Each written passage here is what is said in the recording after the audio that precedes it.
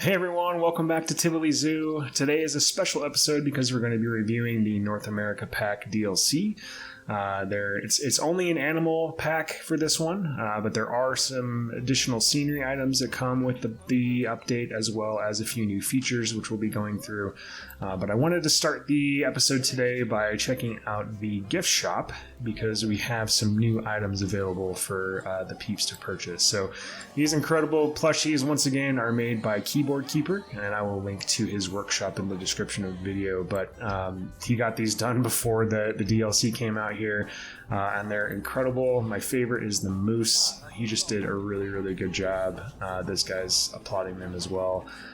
So the animals that are in the DLC are the moose, the cougar, the Arctic fox, the sea lion, the prairie dog, beaver, and alligator. So some of these are going to have a permanent residence in Tivoli Zoo.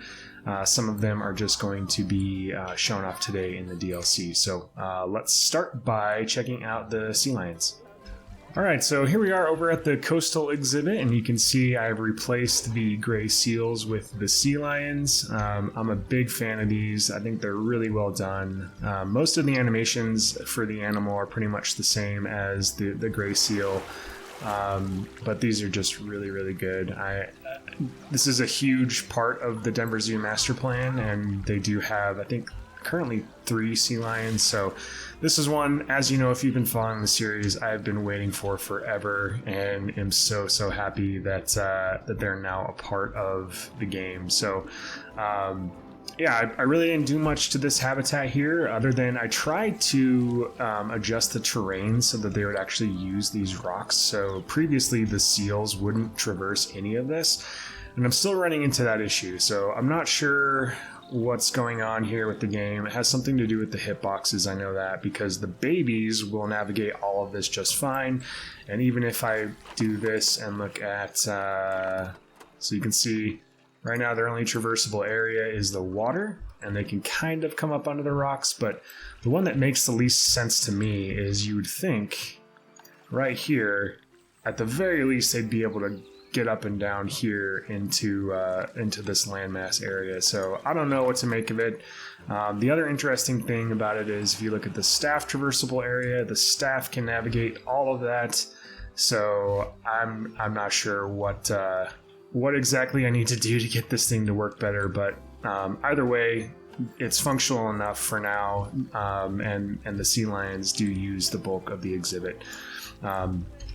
But yeah, so nothing really new in terms of the shape of the exhibit or anything like that. But it is awesome to have the sea lions in here. And the other thing that I did was I moved the seals over to this exhibit. So now I do need to tidy it up a little bit, but it's really cool to have both of these being functional and two different animals. So the other big addition with the update now is we have animal talk seating is what it's called in the game. So I'm working on replacing these bleachers. Again, didn't have time to finish all of it, but it'll be nice and neat and tidy. They come as these individual blocks. I'm going to pause the game for a second. So they come as these individual blocks. They kind of work the same way as like basically like a bench would, except they don't actually have to be fully on a piece of path. They just have to connect a little bit of it. So yeah, they're underneath the media devices and education, and then they're not going to work there because they're intersecting, but we'll go over here. So they can be off of the terrain or off of the path. They just have to have this little beginning part touching the path so that people can walk up the stairs. I haven't experimented with it yet. My guess is that it's going to be a no, but a lot of the exhibits, especially the Toyota Elephant Passage in Tivoli Zoo, the guests come from the top down. So if I put this into place here, so you would have a path up here and people walk down and then they exit up there, and the show goes on down here. So I haven't experimented yet if people can can do that. I don't think so. I think they pretty much can only go up. There are ways around that. Like I'll probably, if that's the case, I'll probably just get a path down the side so that peeps will walk down here and then there will be a path in front and they can walk back up. But yeah, haven't fully looked into that yet. So some of you, if you feel like trying to make that work and looking into it, let me know in the comments if that's something that's even possible, but I don't think it's going to be. So, but anyway, those they're awesome. They're really cool. We'll see how they work in a second here. We'll make sure there's a little show that goes on, education show. They also come with these railing stairs. So you've got a railing for the stairs, and then you've got a railing that's straight for like the tops and things like that. So very, very awesome addition, I think. A lot of these shows are a huge part of the education factor in most zoos. So it's something that honestly I think was probably missing and is a very welcome addition. So as you can see, I'm trying to make this all one seamless grandstand here. So I've just used scenery pieces to mimic the design of these over here, and when it's all said and done, it'll be nice and neat and connected. It just takes a lot of time to put all those pieces together. So, but yeah, and then the benefit of this too is these new stands. So they are at a steeper angle than what I had here before. So I'll be able to bring this backing up further, and it'll provide more room for additional trees and stuff like that behind, which will provide some shade for the people who are sitting and watching the educational show. So let's go ahead and take a look here at the animal talk. So right now, let's see, we are in January, so let's just go ahead and bump it up to like March, and then I haven't linked an educator to this show yet, so we'll just get a couple of educators in the area to make sure that they're nearby, and then fast forward.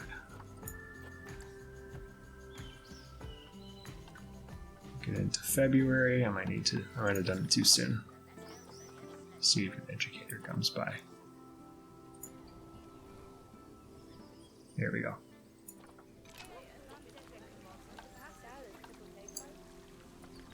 Okay, so as you can see, so what you can do is you can actually link it so that when people come to see an animal talk, they can only use the stands, which is great. And so yeah, they got these people getting ready for it to start here, coming and sitting down, and they really do fill up the stands, which is nice.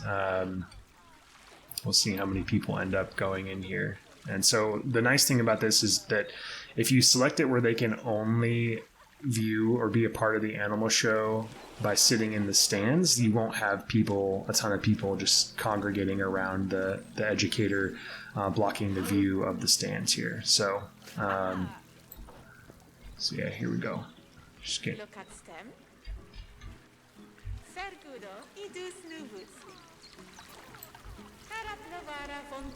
Yeah, I think that's really, really cool addition to the game.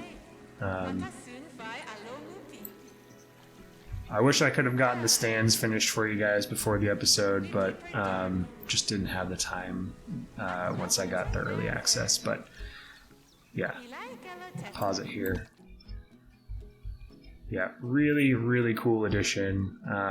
See enough people filled up the entire thing here. So bravo, Frontier. This is something that I think is going to bring a lot of life to zoos and really increase the sort of guest and animal interaction that I think has been lacking for a while. So very, very cool addition. All right, continuing the animal tour here. This is the cougar, and both of them are asleep. One thing that is new is this pronghorn. Gosh, what are these things called? They're enrichment items, yeah. So this is similar to the zebra one, but now it's available as a pronghorn, which I think is nice. And let's see, I'm going to move these guys so that they wake up.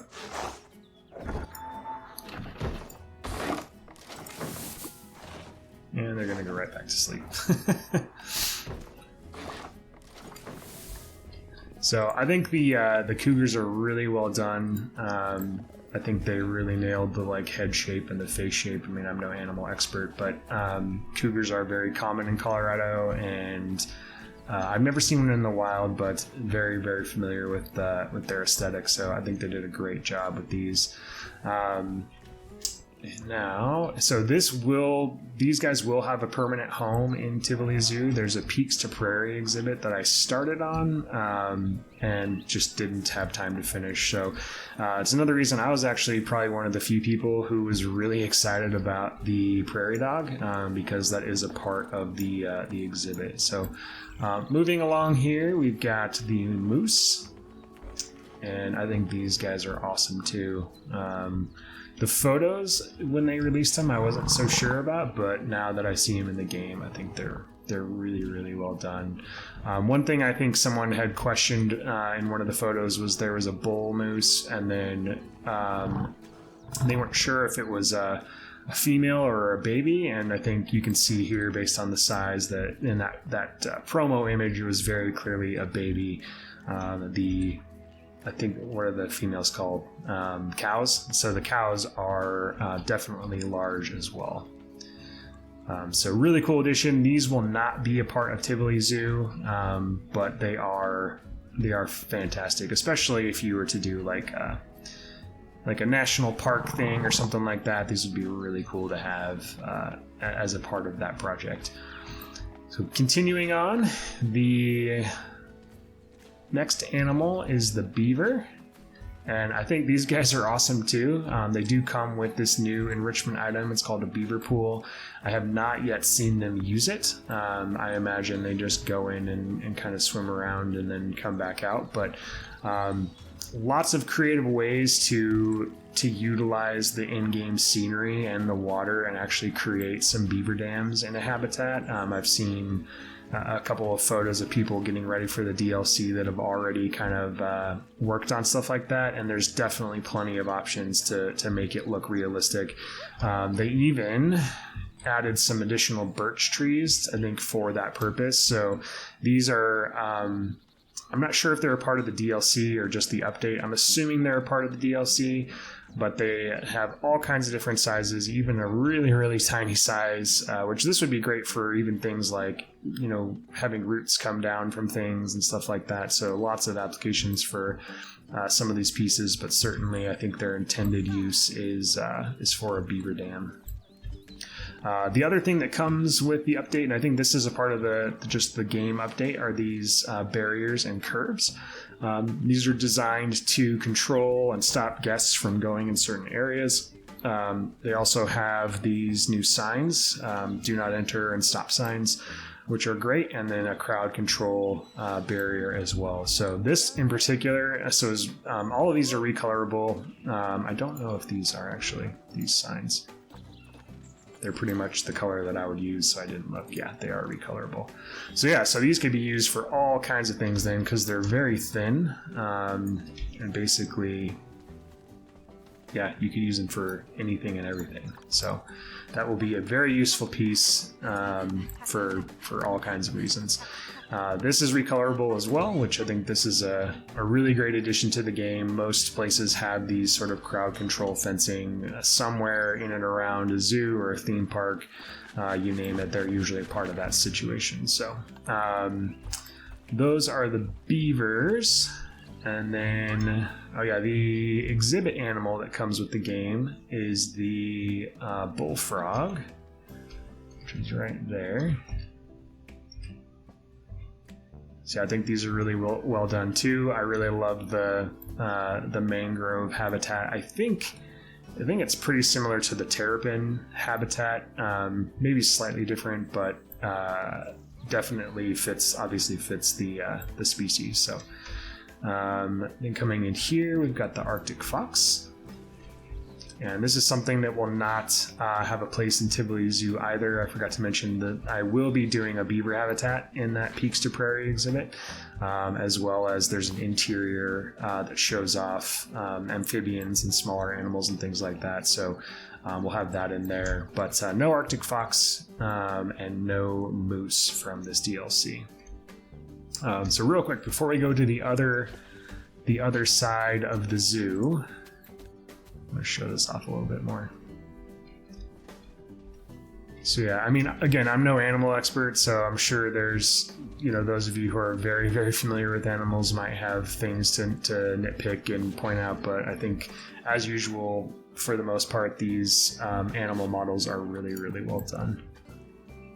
So, and from what I understand, based on the promo image, these Arctic foxes will dive in the snow. So I haven't experimented with that, but I'm sure there will be a video out today that shows that off. So before we go to the other side of the zoo, I did just utilize this habitat in here for the alligator. And these guys are great too. Another really, really good model, I think. Here, let me do the camera so it's not outlined. Yeah, these are fantastic, I think. The animations look great, and the texturing, all that stuff looks really good. So yeah, that is the alligator, and then the only other animal,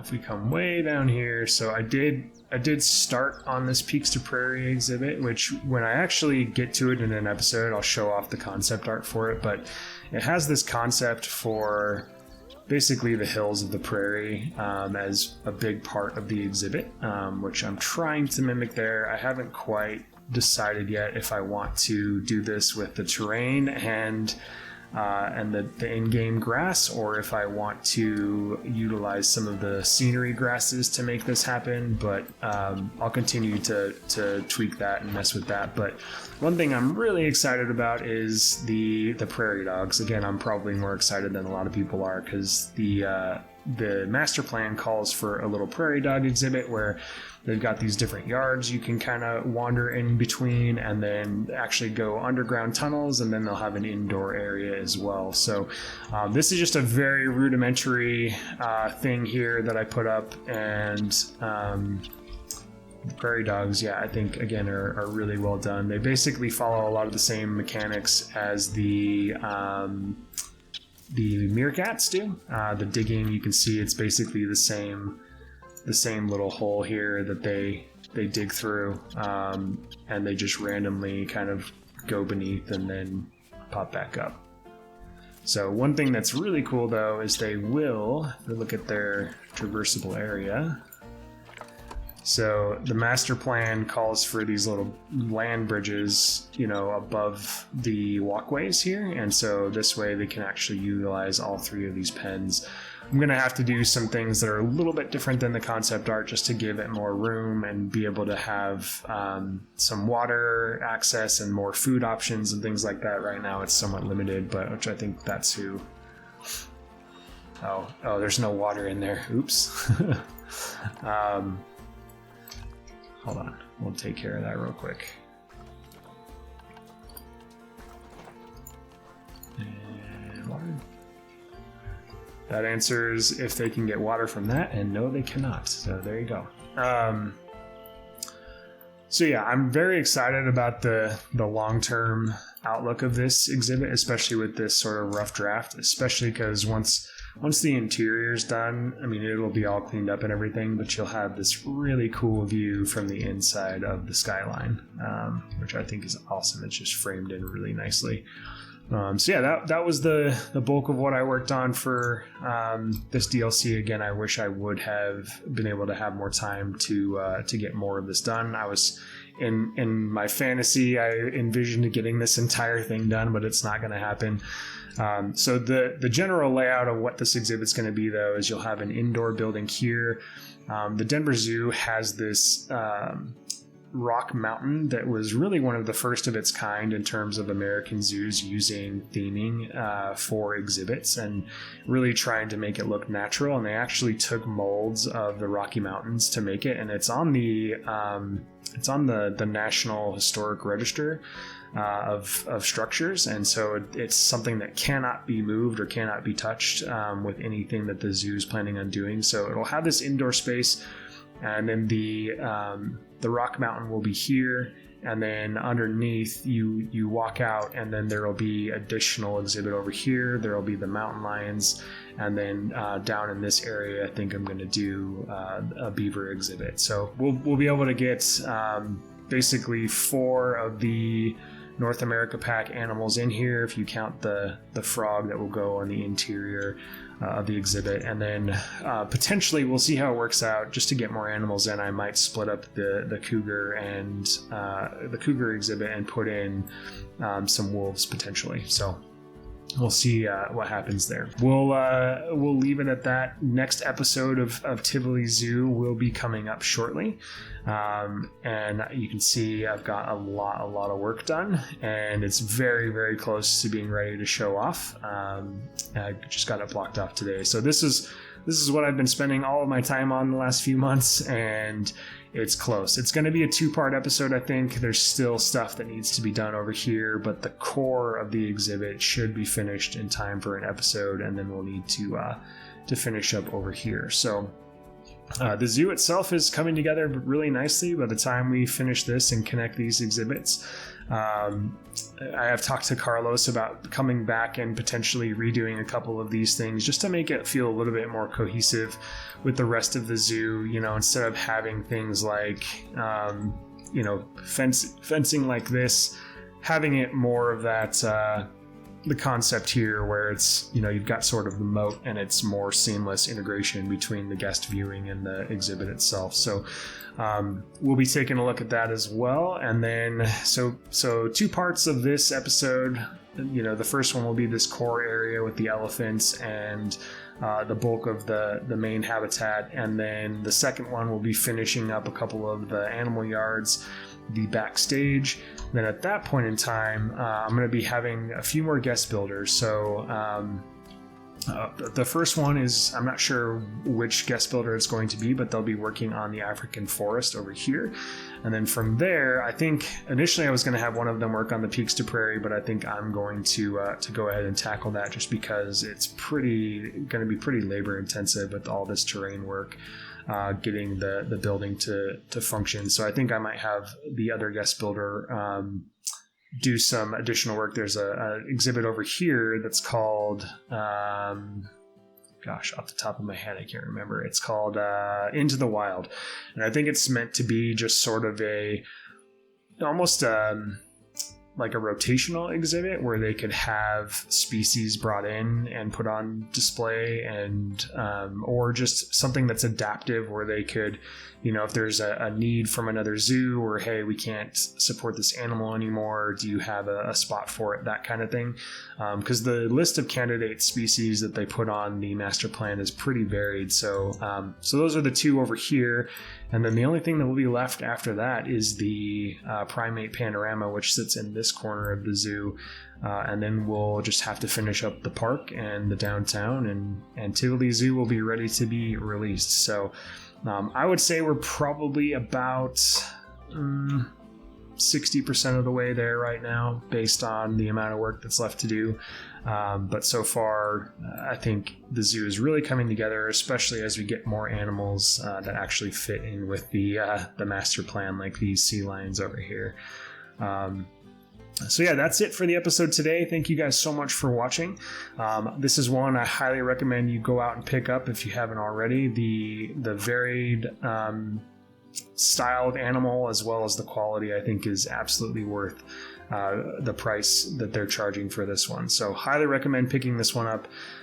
Again, should have a new episode of Tivoli Zoo out, hoping in a couple weeks here. I think that's about how much longer it'll take me to finish this first part of the next episode. So anyway, hope you all enjoy the new DLC, and I will see you in the next episode. Thanks.